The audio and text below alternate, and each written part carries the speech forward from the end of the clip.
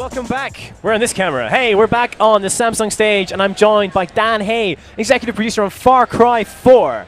This is the demo of the day that I've been most excited about. Dan, it's a pleasure to have you on the comfortable sofas we have here on the Samsung stage. You've got plenty of space. By the way, feel free to stretch out Should I stretch as you would on an out? airplane I'm if totally that makes you comfortable. Yeah, maybe not. Just lie like this when we talk about Far Cry. Yeah. So yeah, I've got a bunch of questions for you about Far Cry 4. Your demo the other day on really blew a lot of people away. Like, I think what a lot of people, myself included, enjoyed about Far Cry 3 was this playground that you kind of made for people to mess around in. I mean, yeah, there was a story, but then you could also, you know, punch tigers and whatever you wanted to do. So that was, well, not tigers, but lions, but whatever. It was great. So, Far Cry 4, is it more of the same? Have you gone even more down that playground route? I think, honestly, when we're building Far Cry 4, we had one mission, right? We think about 2 years ago, we're finishing Far Cry 3, and we're like, where do we want to go next?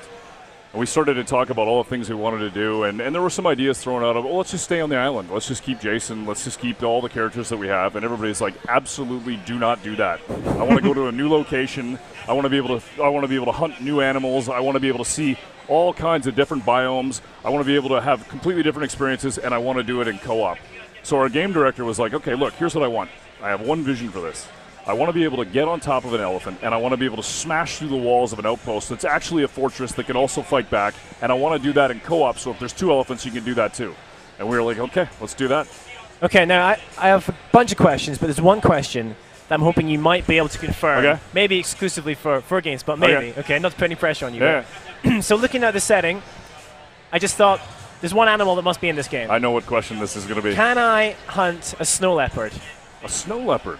Are there snow leopards in your game? Can I hunt a snow leopard in Far Cry 4? You know what? There's a bunch of animals, but honestly, there's one in particular that I'm super afraid of. What's that? It's going to sound a little weird, okay? When you're walking through the snow and you're dealing with all this stuff and you got the elephant, one of the meanest animals in the game is the honey badger. Oh, you've got honey badgers? We have a honey badger. Those things are smart and they're mean. Ah, okay. But no snow leopards. You know what? We'll see. We'll see. If you could put one in for me, that'd be great. We'll see. Because they're like super endangered, so you can never hunt one in real life or probably ever see one in real life. Yeah. So in Far Cry 4, that'd be super great. But you got honey badgers. Yeah. We've got elephants. We've got elephants. What else we got a ton of different animals that are out there. I mean, what we wanted to be able to do is create this living world. We wanted to take you up to 12, 13, 14,000 feet. We want you to be able to cliff dive off of that and go into the wingsuit. We want you to see the living world, see all the systems that are there, and we want to have experiences that you haven't had previously in Far Cry. I mean, the idea of verticality. If you decide you want to get up in the morning, you want to have a digital vacation by effectively grabbing some carabiner gear and climbing up to the top, and you and a buddy just going wingsuiting for the day, buy Far Cry 4. Awesome. So you said you and your buddy. Let's talk co-op. All right, let's do it. You guys dropped a bit of a co-op bombshell in the Sony press conference. Yes, we did. You're like, hey, you know, you've got one copy of Far Cry 4. Your buddy doesn't. He can still play. Yeah. How does that work? Tell me more. The way we built it was we wanted to make sure that we protect the autonomy of the single-player experience. So if you're a single-player person and you just want to be able to do that and have fun, you can do that. But at any given time, you're going to be able to invite your buddy in and be able to play in the open world. And from the standpoint of if you're on the PSN network, we want to make sure that if you don't have the game, you have a chance to be able to go out and try it. The nuts and bolts of exactly how it's going to work, I won't bore you with the details, but what I'll tell you is we're going to be generous. We're going to be generous. We want you to be able to basically download the game, jump into your buddy's game, play as Herc, play for a couple hours, run around, experience the entirety of the open world, take over some outposts, take over some fortress, understand what it's like to be able to wingsuit, to be able to climb on top of the elephants, to be able to get a whole bunch of new vehicles and weapons, and effectively play the game. So you're going to get like a big taste. You're going to get and a big taste. And the idea is that you get hooked after that big taste. You're going to get a very large and then you go buy the game. Okay, absolutely. cool. But so the co-op in general, though, so let's pretend we've both bought the game, we're playing it. Yeah. Is it the whole world of Far Cry 4? From the standpoint of co-op? Yeah. Yeah, absolutely. What we wanted to be able to do is say, look, if you love the single-player experience, and if you wanted to go and take over that outpost or climb that tower or go climb that mountain, if you're playing in co-op, you're going to want to be able to do that too. We don't want to make it so that you can't do stuff. We want to make it so that you can play with the toy, you can enjoy the anecdote factory. So we make it so that if you see it, you can go there, and with your friend, you can have a blast. Amazing. So you mentioned the verticality, you mentioned the mountains that you can scale and wingsuit off. But I understand there's also like a variety of environments. So we've got like, is there jungle as well? Like, is it descend? So that was the thing, as we grow from sort of Far Cry 3, we want to make sure that you're able to see different experiences, you're able to see snow, you're going to be able to climb up and where it's super cold, you're going to be able to fly around and understand that you're in different biomes, you're going to meet different cultures. We want to give you the full varied experience, all the various of sort of different areas that you can play at the foot of the Himalayas. Fantastic. So we're just watching through some of the. Oh, this is the brilliant explosive elephant moment from, from the gameplay of the press conference the other day. So you've got fortresses, right? These are outposts, right? So is that same mechanic back? There's going to be outposts around the map that you can. Yeah, but these fortresses are outposts on steroids. Okay. Okay. So if you know an outpost from Far Cry 3, you know how it works. You kind of walk up to it. You understand that you got a 360-degree approach. You know how you want to attack it. These are a little bit different. One, they're bigger. They're stocked. Maybe there's elephants inside it. You don't know. They've got huge walls on them. You know that they're going to be tough to get into. Some of them are manned by mortars, and if you get too close, you're going to get pounded. So it's super important that you figure out that way, that 360-degree approach, and maybe call a buddy. You heard AJ say that. Herc, buddy, I'm going to need some help. Jump in and help me out here. And they're able to attack it by flying it over top. One person maybe is on an elephant. Another person's flying in on a wingsuit. Maybe they're in a gyrocopter. I mean, it's about choice.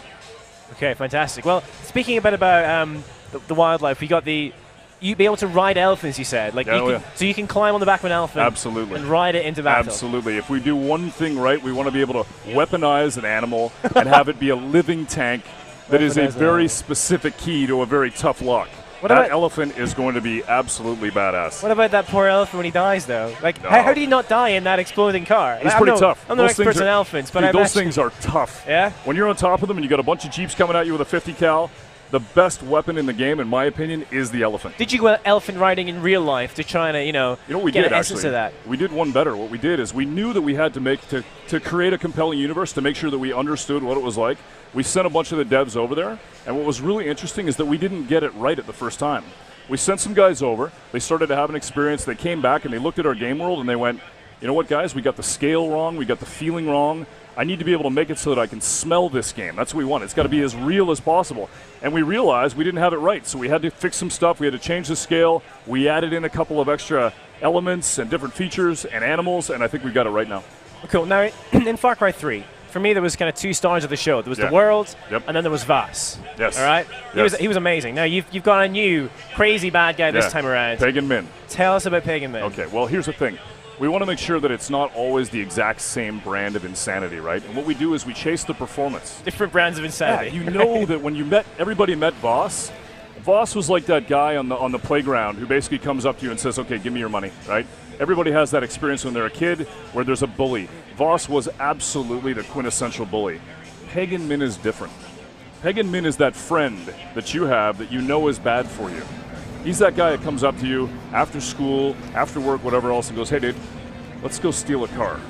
And you're like, this is a bad idea. What are you talking about? I've never done that. What are you insinuating? What are you insinuating? I'm just saying, everybody has one of those friends, and they know the truth. If you don't have that friend, you are that friend. Yeah, exactly. Exactly. You know the fact is that if you got a buddy like that, it's super hard to... They're probably the most fun to hang out with, but the reality is they're not good for you. You're going to end up either dead or in jail. So Pagan Min is that guy. He's got charm, but he's also chilling. He's pretty ruthless, as we see in this scene here, in fact. So is this the intro to the game, basically? This is the first 5 minutes of the game from the standpoint of when you join the game.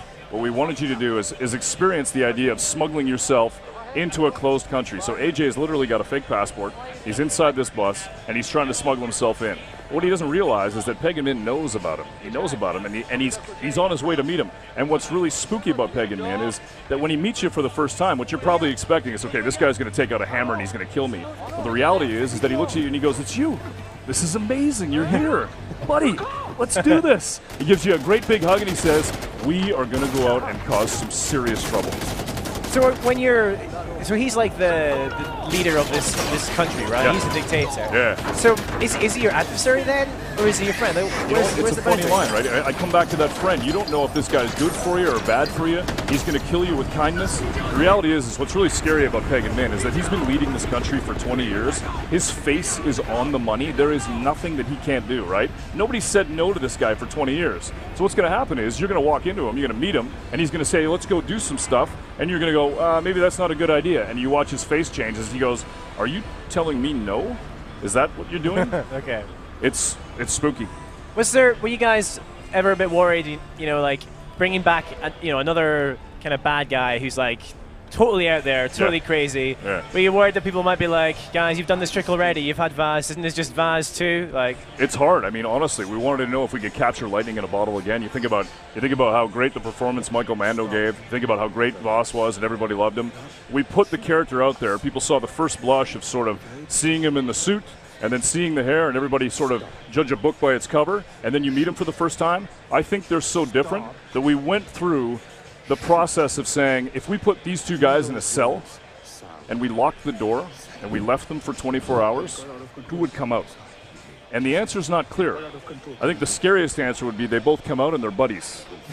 yeah. So for me, Peg and Min, we've done a pretty good job of making sure that this guy is different and unique, and it's about a different flavor. But he's still pretty brutal, as we can see right here. Yeah. Absolutely. So let's talk a little bit about some of the weaponry, because we got you guys showed off a ton of new toys and weaponry in the demo there. So what else? What other types of things can we be expecting to get our hands on and dole out death in Far Cry 4? Honestly, when you think about the fact that you got you know Far Cry is famous for its weapons. I personally like the snipe. I like the long draw distances of Far Cry. And you think about the fact that we know we have systemic flame, and we want to be able to make sure that that's part of what it is that you're playing and how you're playing. We also want to give you new vehicles. Like for the first time in Far Cry, you're going to be able to fly. So you're going to be able to basically climb inside the gyrocopter, and it's a co-op also. You're allowed to be 2 people in it. You're going to be able to fly up to those peaks, go anywhere that you want. You're going to be able to do death from above and attack. And then from the standpoint of being asked the question of what's the best weapon in the game, honestly, when you climb on top of an elephant and you realize that you can steer the elephant and you realize that it can ram, it's incredibly powerful. It's a living tank, right? And so you get on top of this thing, and it's a fantastic weapon unto itself. So I think the game is chock full of stuff that you can do, and it's very different from Far Cry 3. Very different from Far Cry 3. All right, can you tell me more about that? In what ways is it different then? I think what makes it different is that every feeling that you have when you're in there, you think about all the different weapons that you think you got all the different animals, but just the space, right? Adding the amount of verticality that we have, and the idea that on Far Cry 3, we gave you the wingsuit. The key thing that we want to do is we want to learn from some of the things that we've seen. We want to listen to the forums. We want to listen to some of the people who are asking. We gave you the wingsuit halfway through the game.